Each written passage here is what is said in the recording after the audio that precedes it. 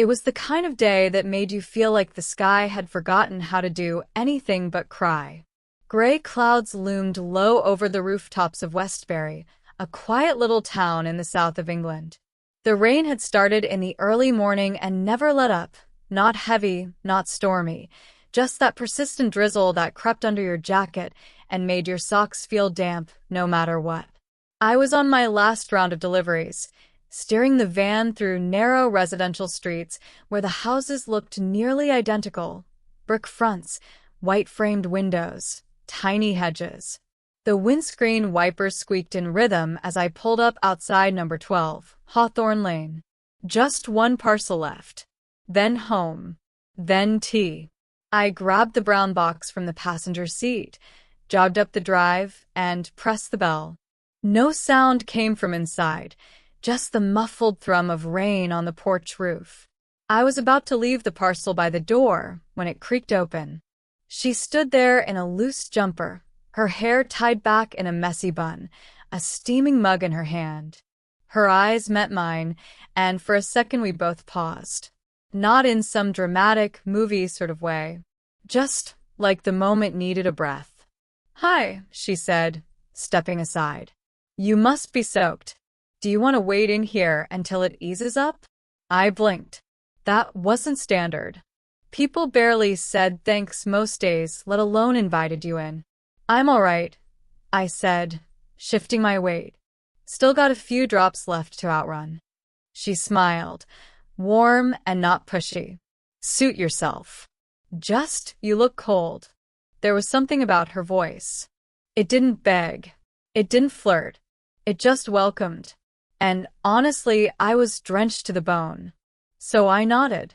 "Only until it eases off." Inside, it was warmer than I expected. Cozy. Lived in. The kind of place with books stacked on the armrests and a faint scent of something like vanilla and pine. Her dog, a golden retriever with lazy eyes, lifted its head from the sofa and thumped its tail once, then dozed off again. "Tea?" she asked. I hesitated. "Sure. Why not?" She disappeared into the kitchen. I heard the clink of mugs, the sound of a kettle clicking on. I took a seat near the window, watching the rain blur the world outside. It felt surreal, like I'd slipped into someone else's afternoon.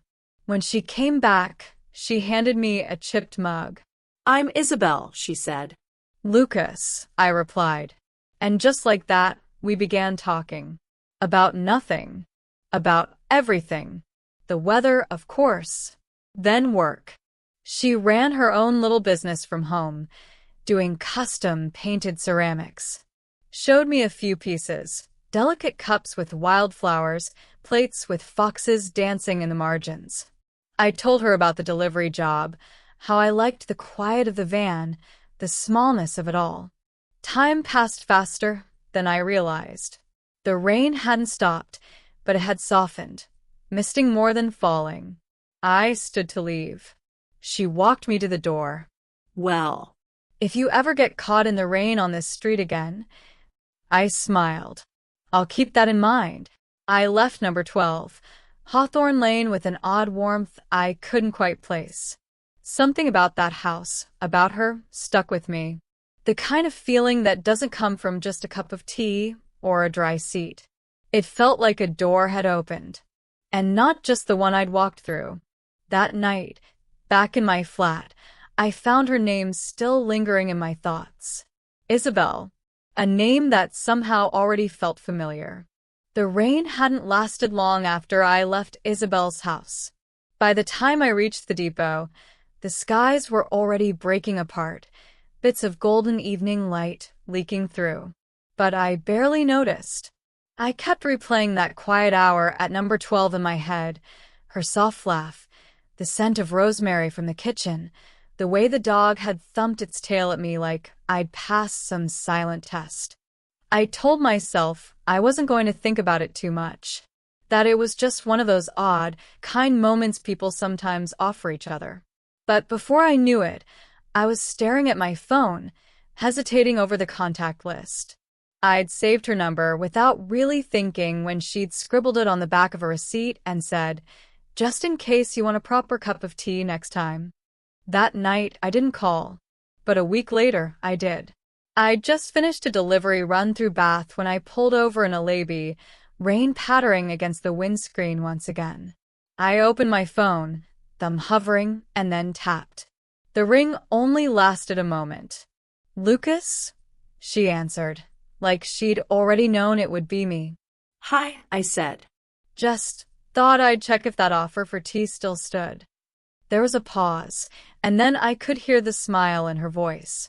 "I was hoping you'd ask, but actually, how do you feel about a drive?" "A drive?" "There's a place just outside the city. Quiet, green, never crowded. I could pack something light. Sandwiches, biscuits." I glanced out at the wet road. "Now." "Tomorrow. "Midday." If the rain lets us off the hook." It did. The next day was crisp and dry. The clouds stretched thin over blue. I picked her up outside her house. She was already waiting, 2 brown paper bags in her arms, her hair plaited loosely over one shoulder. The drive out of town was calm. She hummed along to the music, Fleetwood Mac, something older. I found I liked the silence between songs even more than the melodies. It wasn't awkward. It was just quiet in the best way. We found the place she'd mentioned, a grassy hill overlooking a stretch of woodlands. No one else was around. Birds chirped overhead, and the wind was cool on our faces. She spread a blanket, opened one of the bags, and handed me a sandwich. Cheese and chutney. Simple. Perfect. We ate. We talked. And then we didn't. We just sat, letting the trees sway around us and the world fall away. Eventually she spoke. I was engaged once. It ended quietly. No shouting, no drama. Just too many silences that didn't feel right. I looked over. Her gaze was steady, honest. "I was with someone too," I said. "Didn't last long. We weren't quite reading from the same page." Isabel nodded, folding a corner of the blanket in her lap. "Funny, isn't it? How we talk about these things like old furniture. Heavy but familiar." That afternoon stretched out like it wanted to last forever. The kind of day you remember in slices. A breeze, the way someone looks at the horizon, the crunch of leaves beneath your shoes. When I dropped her home, she didn't ask me in, just touched my hand lightly as I passed her the bags. "Thanks for saying yes," she said. I smiled. "Thanks for asking." Driving home, I didn't turn the radio on. I didn't need to. Her voice was still echoing in the quiet. And for the first time in a long while, it felt like something had begun. After that day, something shifted between us, though we never put a label on it. Texts came more often, little messages about the weather, recommendations for local pubs, sometimes just a quick thinking of you. I found myself looking forward to those small notes, as if they were tiny beacons lighting up the quiet parts of my days. We started meeting up regularly, but never rushed anything. There were walks through the park, lazy afternoons at a cafe down by the river, and long evenings where we'd sit in her living room, each lost in a book or scrolling on our phones, yet somehow feeling connected just by being near. Isabel had a way of making ordinary moments feel meaningful. One chilly Sunday, she brewed a pot of tea and made scones from scratch. She laughed when I asked if she had a secret recipe. "Just a bit of patience," she said, handing me a scone still warm. It wasn't just the scones or the tea, though. It was the way she looked at the world, calm, thoughtful, steady, that made me want to stay longer. She didn't rush or push. She let things happen in their own time. I remember one evening, rain drumming softly against the windows, when we found ourselves sharing stories about our families. Isabel spoke about her mom and dad living in Cornwall, the little fishing village she grew up in, and how she missed the sea air. I told her about my sister, who lived in London now, and the silly arguments we'd have over football teams. She smiled at the details, and I could see her imagining it all. There was comfort in sharing these pieces of ourselves without fear or pressure. Still, there was always that quiet question lingering somewhere between us. Was this just friendship? Or something more? Neither of us said it out loud. We didn't have to, because sometimes the space between words speaks the loudest. One evening, as I left her house after a late cup of tea, she stood at the door, raindrops catching the light from the porch. "Can you stay until it stops raining?" she asked softly. I looked up at the dark sky and smiled. "I think I will." A week passed after that rainy evening, and things started to feel different. Not because we said anything new, but because the space between us was filled with quiet understanding. One night, we sat on the porch under a clear sky, the stars twinkling softly above. Inside, the gentle snoring of her dog, Alfie, was the only other sound. Isabel turned to me and said, "I've been thinking. I want you to officially move in." I blinked, surprised but not shocked. She continued, "I know you're practically here all the time, but I want it to be ours, not just mine."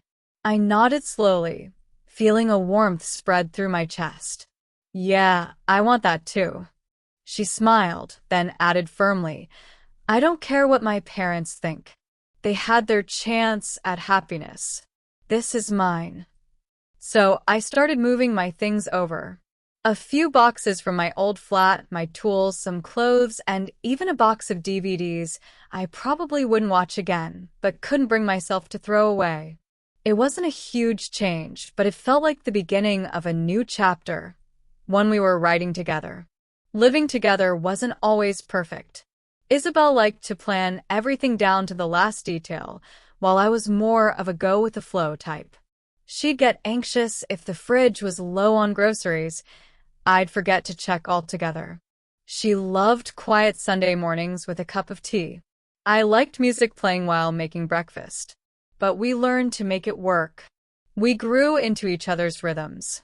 The little things, a pair of my muddy boots next to her gardening shoes, Alfie's leash hanging beside my spare bike helmet, became symbols of our shared life. The garden hammock we'd both fallen asleep in on lazy summer afternoons was proof that this was home. It wasn't glamorous or perfect. We weren't rich, and our life was far from flashy. But it was real. Solid. And for the first time in a long time, I felt like I belonged somewhere. After moving in, life didn't suddenly become easier or perfect. We still had our differences and daily challenges.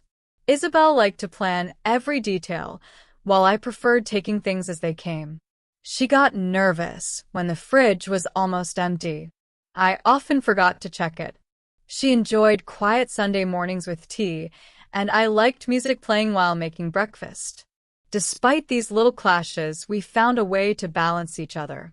We learned to listen, to compromise, and to make space for each other's habits. I kept doing delivery work for a while, but I also started taking on small jobs fixing appliances. It began with a neighbor's broken coffee maker, then a friend's microwave, and later someone's bike. Word spread slowly, and I built a small but steady client base. Isabel was my biggest supporter. She helped me create a simple website for my repair business and said, "If we're doing life together, let's do it right." We weren't rushing anything. Marriage wasn't even a topic at first. We were happy sharing space, bills, and decisions, living our version of commitment in our own way. Then, after 2 years, one quiet evening in early autumn, I decided to ask. No grand proposal, just us on the couch, Alfie snoring at our feet, a silly movie playing quietly. I looked at her and said, "Do you want to get married?" She blinked, surprised. "That's how you're asking?" I smiled. "Want something flashier?" She laughed softly. "No, that's perfect." Our wedding was small. Just close friends, a few neighbors, and her cousin who played guitar during the ceremony. Her parents didn't come, but sent a formal card. Isabel didn't let it spoil the day. She stood beside me, steady and sure, and said, "I do." We danced under string lights in her aunt's garden, drank wine from mismatched glasses, and laughed until our sides hurt. That night, lying beside her, I felt something I'd never felt before: complete peace. Our life after the wedding wasn't like a storybook romance. It was waking up early, arguing about who left the light on, and making endless grocery lists. Vet appointments for Alfie became routine, and learning to say sorry when we were wrong became part of our daily rhythm. We discovered that love wasn't about perfection, but about patience, understanding, and making space for each other, even on the worst days. One evening, a few months ago, Isabel sat across from me at the kitchen table. She looked down at her hands, twisting her wedding ring, and said quietly, "I've been thinking maybe I want to be a mom." I didn't say anything at first, not because I was scared, but because I wasn't expecting to feel so calm hearing it. A younger me might have panicked, but sitting there, watching her, I just smiled. "Let's talk about it," I said. "Nothing's decided yet. We're not rushing, but we're dreaming together." The months that followed felt like quiet steps toward something new. We didn't rush, but we talked more about what life might look like with a little one around. Isabel was patient, and I listened carefully, learning to open up to possibilities I hadn't considered before. Meanwhile, my small repair business kept growing slowly. Word of mouth brought in more neighbors, and I found satisfaction in fixing things with my own hands. Isabel helped with the website, making it look clean and simple, a perfect reflection of us. Our evenings often ended with cups of tea and planning little projects around the house. The shed became a space not just for tools, but for ideas. We dreamed about the future, about a family, about making a home that belonged to both of us. Some days, the challenges felt bigger. Balancing work, life, and emotions wasn't always easy. But every time I looked at Isabel, I remembered why we chose each other. The messy, imperfect, beautiful life we were building, it was ours. It was a crisp autumn evening when I finally asked Isabel to marry me. There was no grand gesture, no elaborate plan. We were curled up on the couch, the soft glow of the TV casting shadows across the room. Our dog, Alfie, was asleep at our feet, and a gentle rain tapped against the window. I turned to her and said simply, "Would you like to get married?" She blinked, surprised by the plainness of my question. "That's how you're asking?" I smiled. "Would you prefer something flashier?" She laughed quietly. "No, that's perfect." In that moment, everything felt right. It wasn't about the ceremony or the ring. It was about us, our journey, and the life we were choosing together. We spent the next weeks planning a small wedding, just close friends and family, in a cozy backyard. Isabel's cousin played guitar softly as we said our vows under the string lights. It wasn't extravagant, but it was real, just like us. After the wedding, life settled into a new rhythm, comfortable and familiar.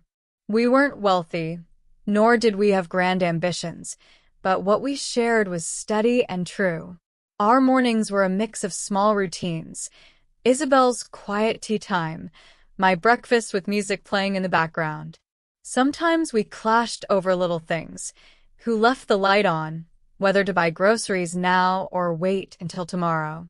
But every disagreement ended with understanding and laughter.